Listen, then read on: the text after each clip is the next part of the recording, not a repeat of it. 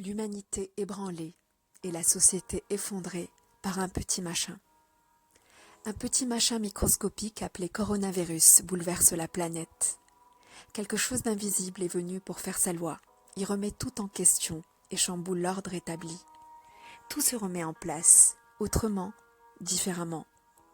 Ce que les grandes puissances occidentales n'ont pu obtenir en Syrie, en Libye, au Yémen, ce petit machin l'a obtenu, cessez-le-feu.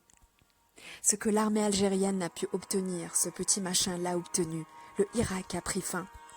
Ce que les opposants politiques n'ont pu obtenir, ce petit machin l'a obtenu, report des échéances électorales. Ce que les entreprises n'ont pu obtenir, ce petit machin l'a obtenu, remise d'impôts, exonération, crédit à taux zéro, fonds d'investissement, baisse des cours des matières premières stratégiques. Ce que les gilets jaunes et les syndicats n'ont pu obtenir, ce petit machin l'a obtenu. Baisse de prix à la pompe, protection sociale renforcée.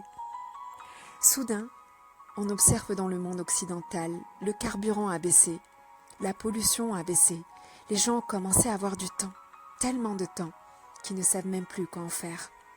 Les parents apprennent à connaître leurs enfants. Les enfants apprennent à rester en famille. Le travail n'est plus une priorité.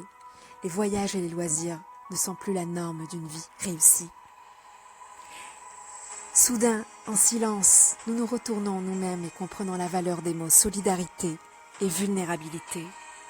Soudain, nous réalisons que nous sommes tous embarqués dans le même bateau, riches et pauvres.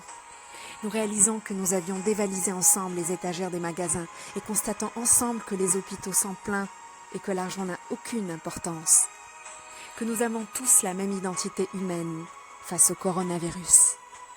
Nous réalisons que dans les garages, les voitures haut de gamme sont arrêtées juste parce que personne ne peut sortir. Quelques jours seulement, on se fie à l'univers pour établir l'égalité sociale qui était impossible à imaginer. La peur a envahi tout le monde. Elle a changé de camp.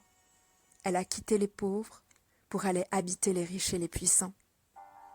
Elle leur a rappelé leur humanité et leur a révélé leur humanisme.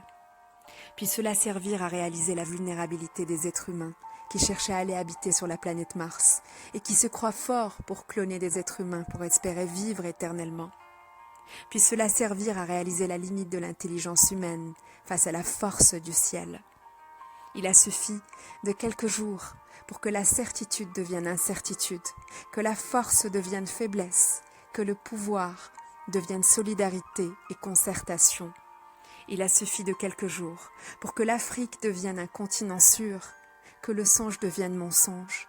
Il a suffi de quelques jours pour que l'humanité prenne conscience qu'elle n'est que souffle et poussière. Qui sommes-nous? Que valons-nous? Que pouvons-nous face à ce coronavirus? Rendons-nous à l'évidence en attendant la providence. Interrogeons notre humanité dans cette mondialité à l'épreuve du coronavirus. Restons chez nous et méditons sur cette pandémie. Aimons-nous vivants.